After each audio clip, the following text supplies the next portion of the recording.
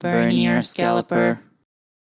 They really want you, they really want you, they really do. I want to be the girl with the most cake. Welcome back to my channel. Today we'll be talking about anthropomorphic cars. Film called what? Cars. If you watched my previous video, you would have heard that I said, this is not my usual go-to, but I figured I have to, for the culture, like I have to educate myself about, what is the big fuss about cars, and the merch, and the legacy, and the franchise. I need to know, okay? And I have watched all 3 of the films, and we will be talking about the films. And I shall just put it out there that I'm not a big fan of it. I'm not a big fan of the films, but alas, we are here.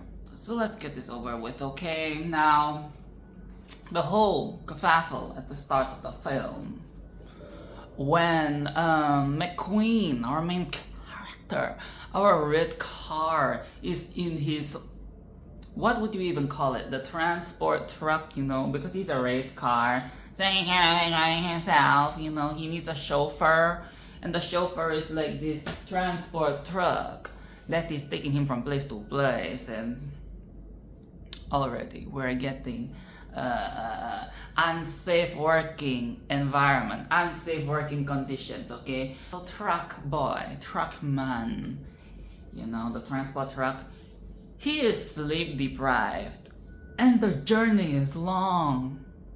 He does not have a person to substitute for him, when he needs a nap, like there's no shifts, there is no rest stop. It is just go and go and go and go and go. Okay, there's nothing that interesting that happens, okay? He falls asleep, and because of that, he ejects McQueen by accident, and McQueen slides off into the wilderness, into the desert, and he is now stranded in this hillbilly country, in the middle of bumfuck nowhere town called what is it called? Radiator Springs. So McQueen is stranded. Very fun!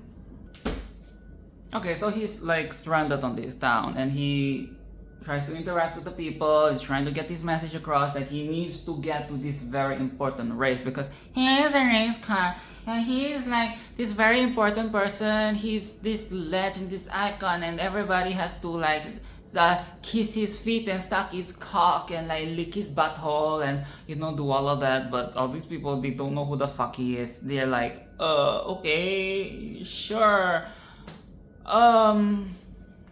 Do they know who he is or do they just not care? I don't remember, honestly.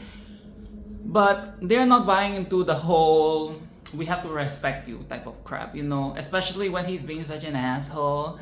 So his character is this very stereotypical, narcissistic, egotistical, douchey, white Caucasian, I'm the best, cool kid. It is the most obnoxious and the most unlikable and insufferable type of douche main character that is very predictably going to have a redemption arc throughout the entire film. And we're supposed to, empathize and be proud of him by the end of the film because, ooh, yes, you have like conquered what? Your ego.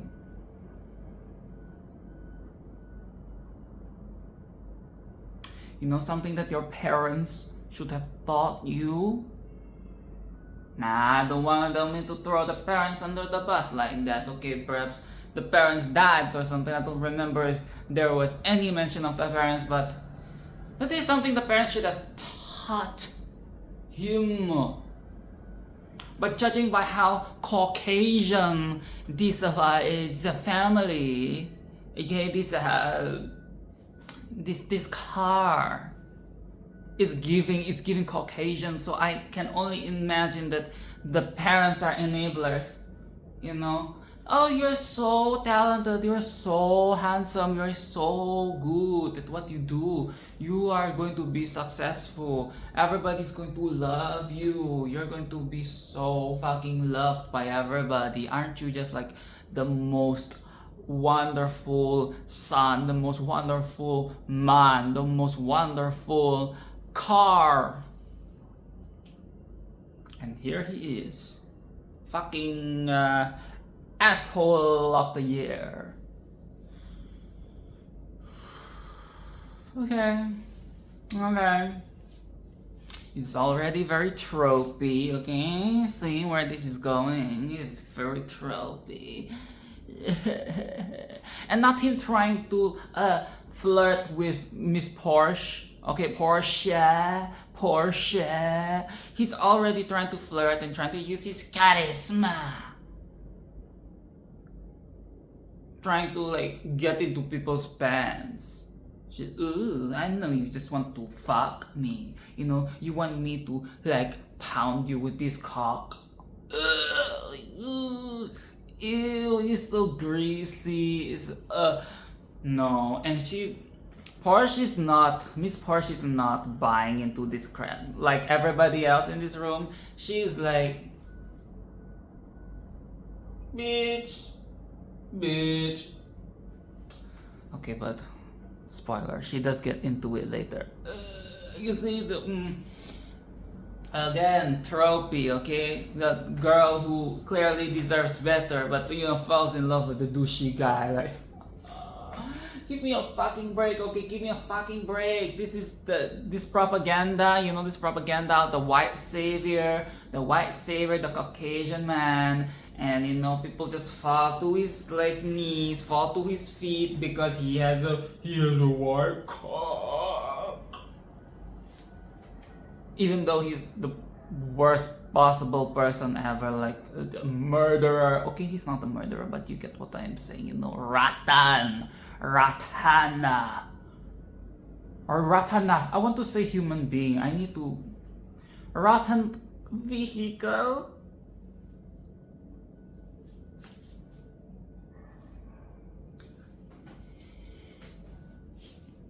But alas, but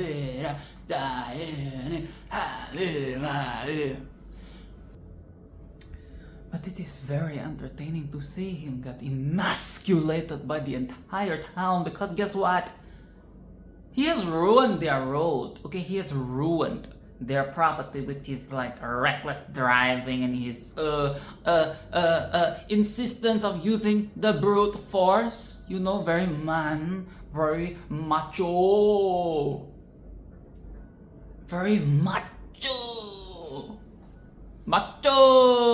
you know. He destroyed the road and now he's forced to fix it. Or you know what we can do to you? We can dismantle you, bitch, because I don't remember what grip they had on him, you know. Perhaps they have the oil or something. I don't remember, okay? I really don't remember. I don't have it in my notes.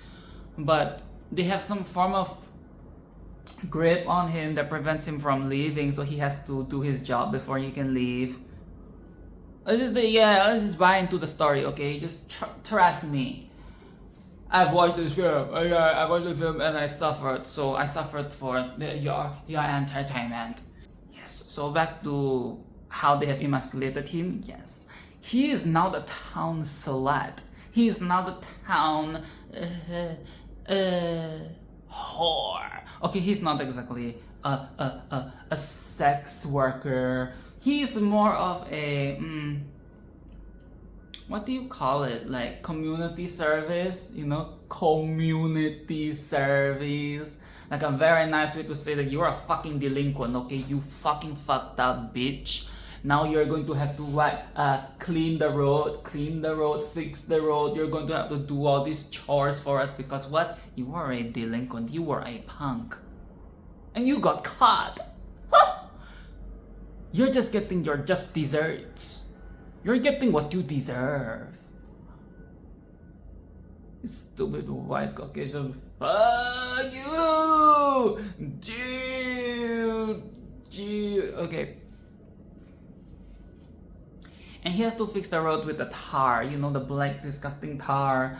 I believe that there was a name for the machine that was carrying the tar that he was supposed to like lug around and fix the road. And he tried to be funny, you know, he tried to be cute, he tried to be smart, just smearing the tar across the road, and it's all like bumpy and shit, and it's horrible. It was horrible.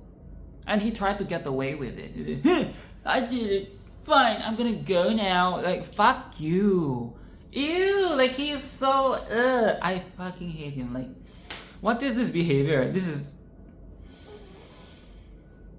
oh god, this redemption arc is going to be so long. It's going to be so painful to watch. It's going to be so unbearable. To deal with the douchey behavior. He's so rude, like rude. It's not even rude to the elder, okay, you know, the car, the old guy that he's rude to.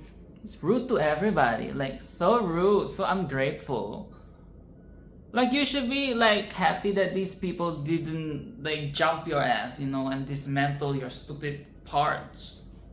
Essentially, are worth you. And like I said earlier, village whore, but not exactly a whore, you know, you're just like doing what you deserve to be doing, you know, fixing your damages, your damage. Nobody's actually fucking in your hole. Nobody's actually doing any weird shit with you. You should be like grateful. You're very lucky. Okay, bumfuck nowhere. You know what happens in bumfuck nowheres? Chainsaw Massacre. I don't know what is the equivalent of Chainsaw Massacre in a place like this car universe, okay? But you know what I'm saying.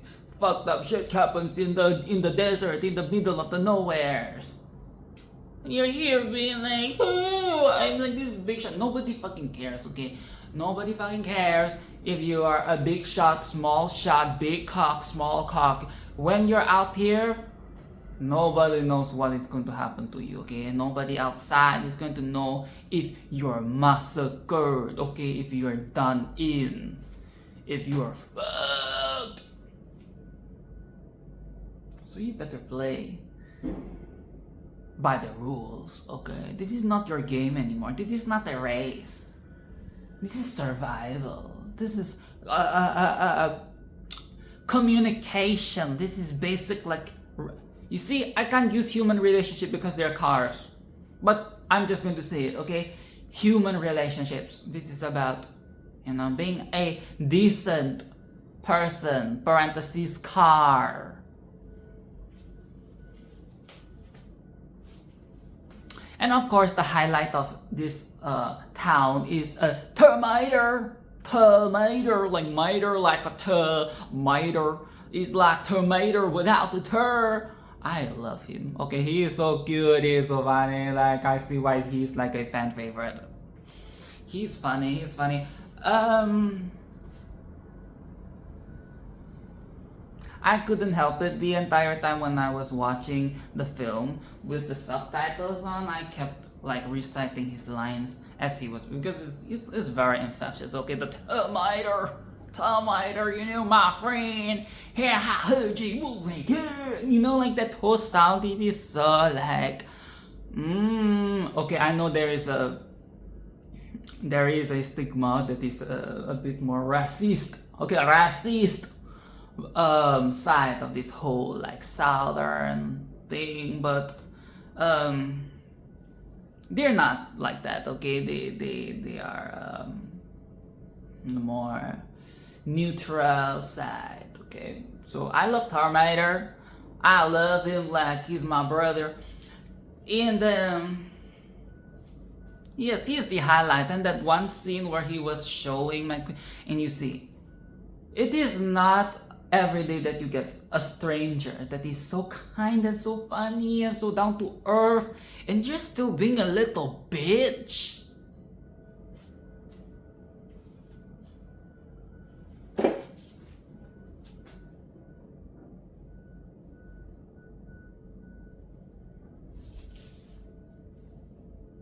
you're still being a bitch. When this man, parentheses, tow truck, is being so nice to you. You know, bringing you around, showing you around, and now he's trying to have a little bit of fun with you, you know, to get you to ease up. And you're still being a bitch.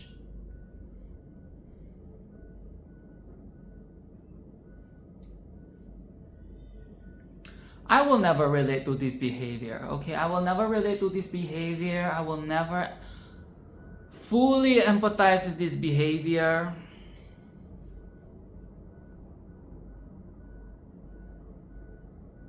It is just villainous, okay? Villainous in the sense, like in the most purest sense, like villainous. This is just evil behavior. This is not cute. It is not fun. It is not slay. No. Why are you? He's so bratty. And not brat as in brat summer, but brat as in like, ew, grow up. Like, where are your values? Where are your morals? But yes, it was very funny when they were trying to like fuck up the tractor things, the tractors that are like supposed to be like cows, and make them fart. That was funny. That was a much needed laugh, because the entire film I practically did not laugh or smile except for the parts with Mater. Of course, like when you were making them fart, it was like so fun. And yes, it is so good. It is so good. You know, when okay, not going to lie, because when they first did the fart thing, I was like, oh god, here we go again. This is where the kids are doing fart jokes now. You know, we have gone so low, you know, we have sunk so deep that we're doing fart jokes, okay? Bottom of the barrel. But I guess he's trying to portray it as some hillbilly type of shit, you know. But on the second time that Mater did the fart thing, I laughed, okay? I laughed. It was funny, it's funny! And McQueen, you know, he was like iffy at first, trying to be soon, trying to be cool, trying to be, I'll do this. But he got into it, of course. Like, stop being such a buzzkill, stop being such a wet blanket, just get into it, okay? You're going to be stuck here for a while. Why not have fun? Why not be nice to people? I don't get this. I don't understand this thing. Like, it is one thing to find it hard to open up to strangers, but it is another thing to be a bitch.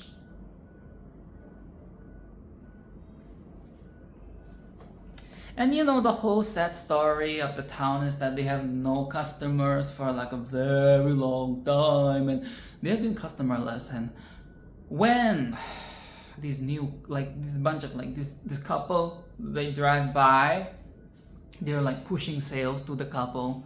Oh god, like, okay, I know it is supposed to be very sad and pathetic, but the way that they were trying to get that couple that were clearly just passing by, trying to get them to stay, you know, to use their services, it was a little bit desperate, okay? Like, it was a little bit desperate. Like, the way you guys were trying to push the sales really came off as desperate.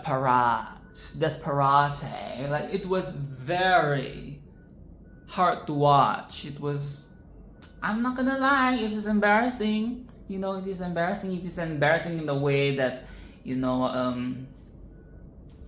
what would you say? It is embarrassing in the way that you have a family member that you're very close to, and he's a cleaner, and you are with your cool friends, and you know that whole like shtick, like you're your cool friends, and you see your uncle in public, and he's like cleaning the floor, and you get embarrassed, and you pretend not to know him, but he sees you and he comes up to you, and then your cool friends are like disturbed. But yeah, it is that type of embarrassment. It is that type of embarrassment that you feel bad for being embarrassed. But alas, that is the emotion that you feel. Because like, no.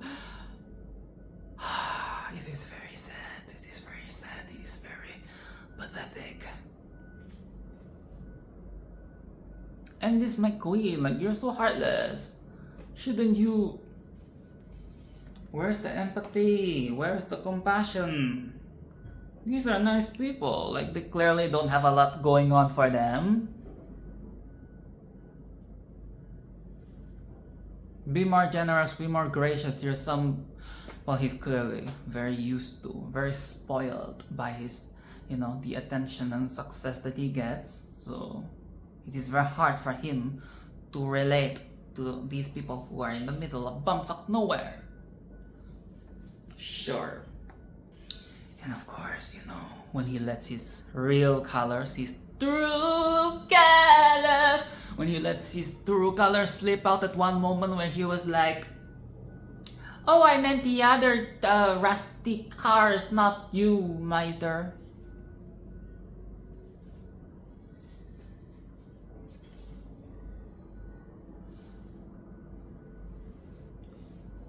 Dude, that... no.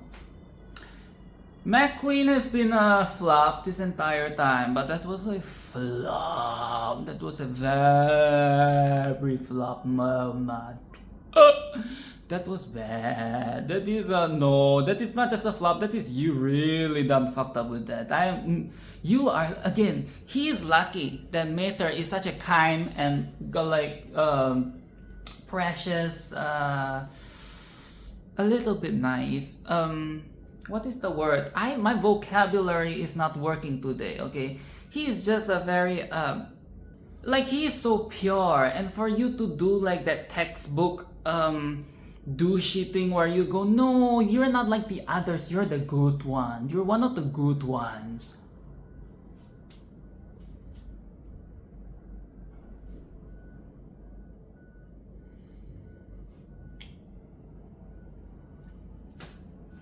I will not appreciate that, okay? Like, oh, you're one of the good scallopers. You're not like the other scallopers. You're Vernier Scalloper. How about you fuck yourself, okay? How about you, like, I don't know why it's a car thing. I'm not into cars, okay? I don't drive. I'm not planning to learn how to drive. You can combust. I don't know, like, what is the car thing? Explode, get into an accident, fall asleep. Fuck yourself, okay? Just like fuck yourself. And okay, so you know the old car that I mentioned earlier, Hudson. Hudson is the old guy who is a little bit grumpy, a little bit like cynical, and it's very tropey as usual. You know that village the old guy that is the old guy. He's not just any old guy. He's the old guy, the one who's like, you know, like this is very cool, like it is hard to break down his walls type of thing, but you know you're gonna get close to him as the move. You know, it's very tropey. Of course, he has like what, 3 piston cups is what McQueen finds out, because McQueen was being so disrespectful to him the entire time, and now he's like, oh,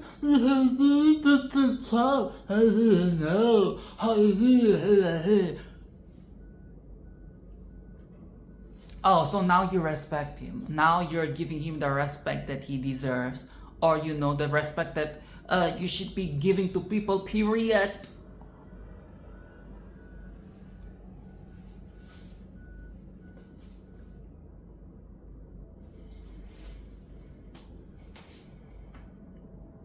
And another point is that, are you trying to say people without trophies, people without achievements like this, they do not deserve respect? Huh? Huh?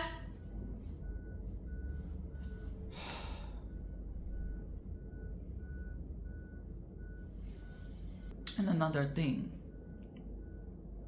it's a good lesson for the kids, is that you look at old people, you look at your parents, you look at your relatives, you look at whatever form of people that is like old to you.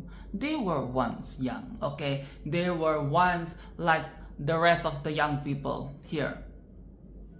They were once like you, okay? They were once fucking and sucking fucking and sucking, they were once tight and fuckable, okay? They were once like they weren't like old their entire life. And you're not going to be young your entire life. So get into it, okay? Remember, they had a whole life before you. No, before you came around. They did a bunch of shit that you probably do now. Just like maybe in a different form, a different font, a different... You get it, okay? I hope that the kids that watch this like took that away from it, because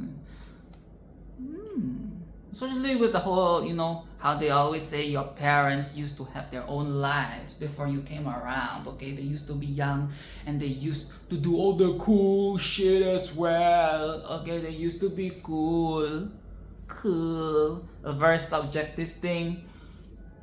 It's not a factual thing, okay? So just because they don't look as fuckable and suckable anymore, it does not mean that they're not valid and worthy of the experiences of life and what respect. They're just like the rest of us. Because when you get older, you will realize that you never really know what you're doing. You never really know what the fuck you're doing. It is always going to be about learning new things, learning how to cope with these new challenges of getting older. Okay? It is always a challenge. If we knew all the answers, we would be God. And sometimes it feels like even God doesn't have all the answers. Oh! Now the big question in the room is that, how do these cars fuck? Because like, you know, there's clearly a lot of sexual tension between Porsche and McQueen. Because there is clearly a lot of sexual tension with between Porsche and McQueen. So we know they're going at some point, but how? How does that work? Because what we have gathered so far is that for food, we have gas, oil, you know, there's different types of fuel for the cars. But how do they fuck? You know, are we going to get a Baymax here to teach us? Okay, ladies and gentlemen, we have Baymax of the cars realm, and he's going to teach us how the cars fuck. Baymax, how do cars fuck?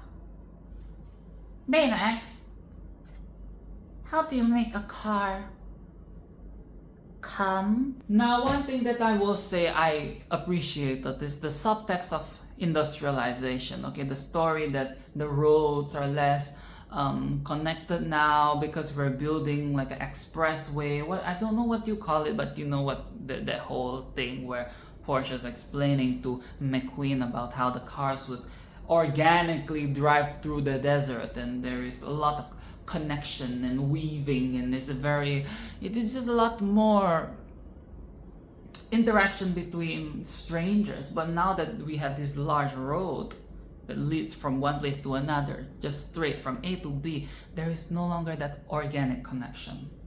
You know, the crossroads, that strangers meeting at the intersection type of situation. Now we do not have that anymore. We do not have that anymore, and it is sad. You know, I like that they brought that theme in. It could have been explored more. You know, it is a very, very subtle, like just like a little splash of subtext.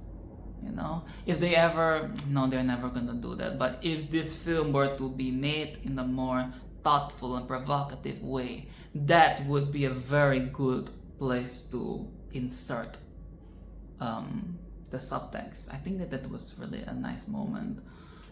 You know, once again, something for the kids, something for the adults. That was a nice touch. Just a splash, you know, just a pinch. Not a lot, but... And the country music really added to the whole sentimental, bittersweet vibe, you know.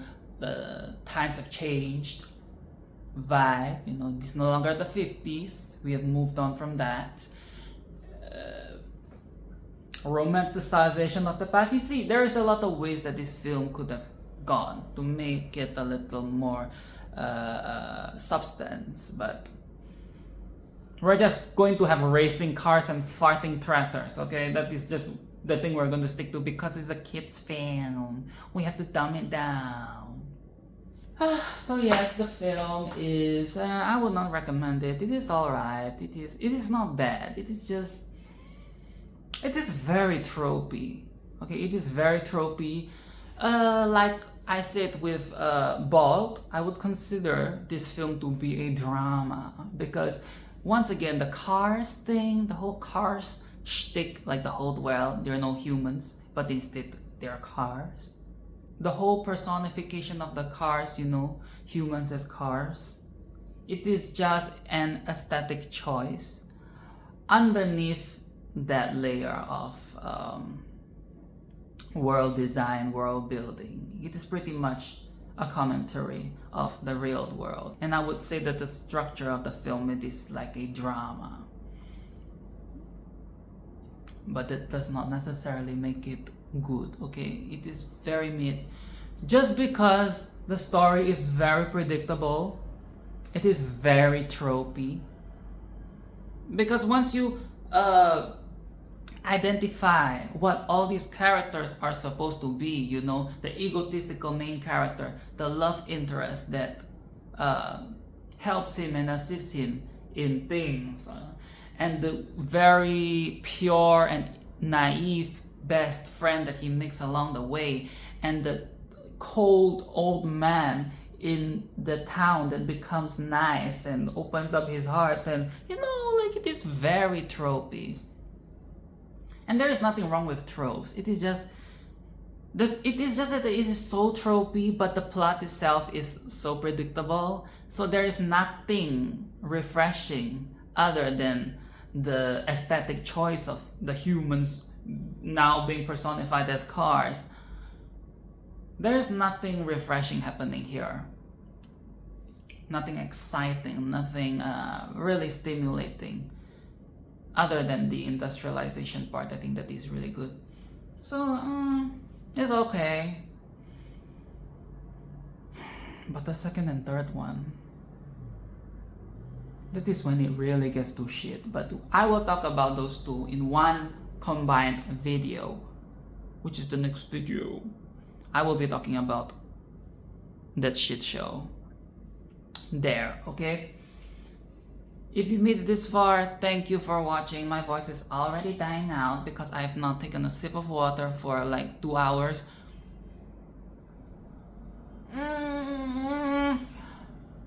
Like and subscribe and do all of that. And I'll see you in the next video. A piece of Jennifer's body.